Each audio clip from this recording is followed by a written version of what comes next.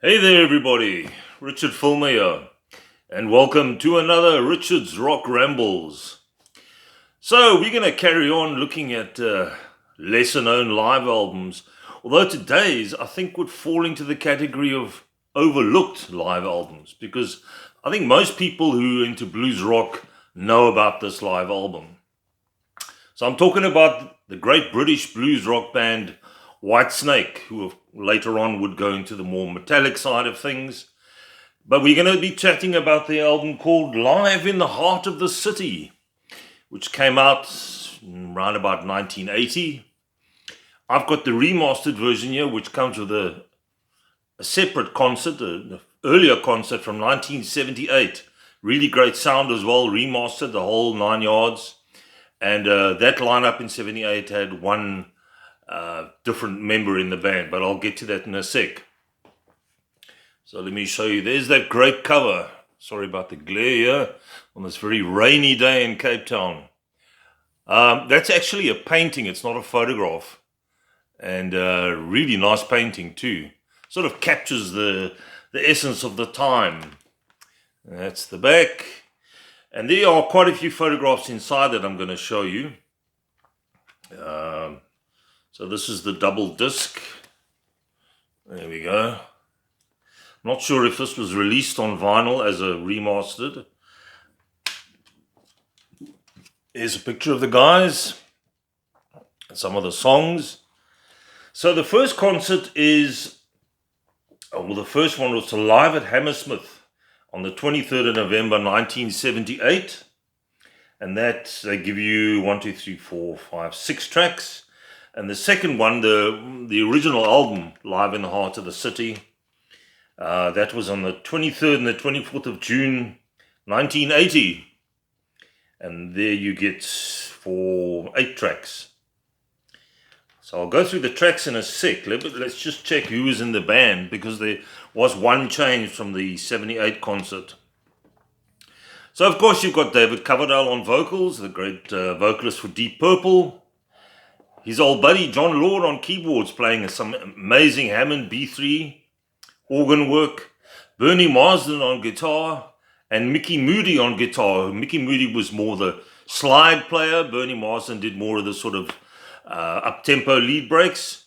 Those two worked so well together. You know, over the years, Whitesnake have had many guitar lineups, but I'm a lover of the early stuff. And for me, Bernie Marsden and Mickey Moody were just such a great pairing. The great Neil Murray on bass, who of course played for so many different bands. He played for Black Sabbath as well. Spent quite a bit of time with Whitesnake. So he was there on bass. And another old Deep Purple buddy, Ian Pace on drums. The one and only Ian Pace, with all those great fills that he always does. Such a distinctive style of drumming. And he can swing with the best of them. And then the one change was David Duck Doyle. So he was on the 1978 concert. He was the original the drummer for Whitesnake. And then David Coverdale, as was his wont, he changed things up from time to time. But I suppose it was his band, so he could do as he pleases. And so those are the two lineups. Just the one change. There's a live shot there, and there's Mr. Coverdale in all his glory. Slightly larger in those days, but I have to say, the early Whitesnake, his voice was just perfection. You know, he had this great soulful voice. He could do great blues. I think later on, when they went into the more metallic side of things, he started to do that higher-pitched screeching, which started to wear a bit thin for me after a while. And I think at the moment, his voice is pretty much shot. And if I'm not mistaken, they're talking about having a final tour, or they're busy with it, or I think he's been ill, so they've had to cut it short.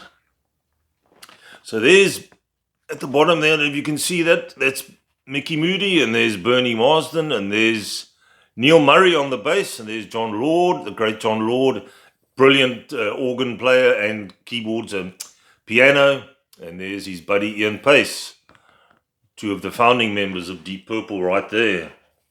And it tells you all about the concert, or the two different concerts, and how they were recorded and what have you. There's some more great live shots. David Coverdale always had this his own style with a mic stand. He used to throw it around and do all sorts of things with it. And regardless of who was in his band, they were always top-class musos, especially that man there, Neil Murray. There's some more. Bernie Marsden playing the Gibson double neck. And there's Ian Pace behind the kit. There's Mr. Coverdale. Now, they played Donington a few years in the 80s. A couple of times they headlined Donington. So, like I said, I love the early Whitesnake. There we go. There's Mickey Moody, also playing a Gibson SG, which is quite strange. I always thought he only played a Les Paul, but there you go.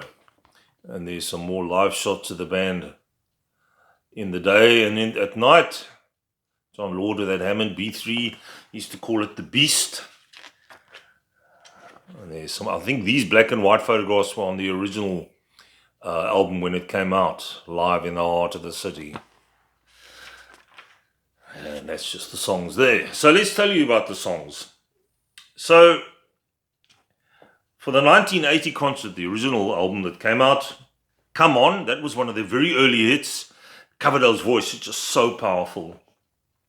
That was written by David Coverdale and Bernie Marsden. They were the chief songwriters within the band. Sweet Talker, a slightly more up-tempo track. Some excellent drumming from Ian Pace. And then a classic, Walking in the Shadow of the Blues. It's a blues track, but it's got this really cool groove to it. And the two guitarists, Marsden and Moody, really shine on that track. Then you've got the title track from the album Love Hunter. That was one of the earlier albums. And this is the one that always got the crowd going. It's actually a Bobby Blue Bland track that Coverdale made his own in Whitesnake. Ain't No Love in the Heart of the City. And there you can hear the crowd singing along. It's just amazing. He had such a great rapport with the audience, David Coverdale.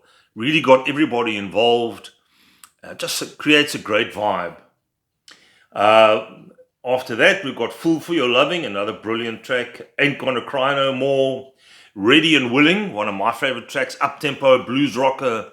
And that was from the album Ready and Willing, which actually came out just before this live album. So it would have been the Ready and Willing tour, I guess, in 1980. And then the last track is Take Me With You. Excellent. If you're into really serious blues rock with great vocals, two guitars doing their thing, Hammond organ, drums, bass, you can't go wrong with anything. I reckon up to Slide It In for Whitesnake. If you're looking for that style of Whitesnake, after that with 1987 and going forward, they did a lot, became a lot heavier. They obviously wanted to crack the US market, which in fact, a lot of the Americans didn't even know that, early Whitesnake existed. They thought it was only from 1987 onwards. But anyway, then on the second disc, it's from 1978, so it's a couple of years before. You get Come On Again, Might Just Take Your Life. Now that's a Deep Purple track. And I think that's from Burn, if I'm not mistaken. Really great version on here. Obviously you've got David Doyle on drums, not Ian Pace. Lie Down, I Think I Love You, as David Coverdale would like to say. Another version of Ain't No Love in the Heart of the City. Trouble, that was I think one of the early hits of Whitesnake from the very first EP, I think, Snakebite EP. And then they finished things off with that epic track of Deep Purple's from Burn, Mistreated. And for me, the original version is always the best, and the original was David Coverdale, and he really gives it sticks. A great voice at this stage in his career. I mean, that track was also covered by Ronnie James Dio in Rainbow. Did a fairly good version, but certain songs belong to certain singers, and Mistreated for me definitely belonged to David Coverdale. So there we have it. Not a lesser known album, I guess, but definitely an overlooked one. And if you're looking for, as I said, great blues hard rock, this is the live album to get if you're looking for a live album. So there we go, Whitesnake, Live in the Heart of the City. And if you can get this remastered version, they've really cleaned up the sound although the original vinyl wasn't bad. I had the original vinyl, I have no idea what happened to it, got lost somewhere along the way. But they've done a pretty good job with this.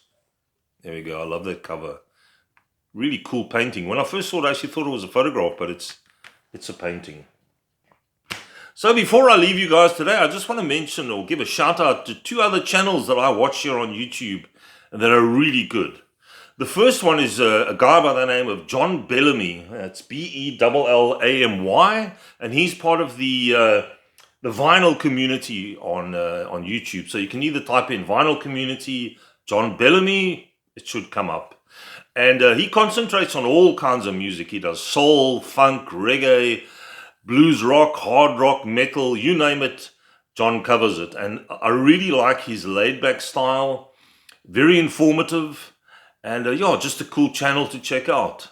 So that's the vinyl community, John Bellamy. Then the second one I've been watching for some time now, in fact, a couple of years already, more than a couple, and he's been on YouTube for a long time. His name is Pete Pardo, and he has a channel called Sea of Tranquility. And he gets all kinds of guests, some well-known guests. He's had people like Rob Halford on, he's had Mick Box on. He's got all sorts of different shows during the week. He does a lot of videos, a lot more than I do.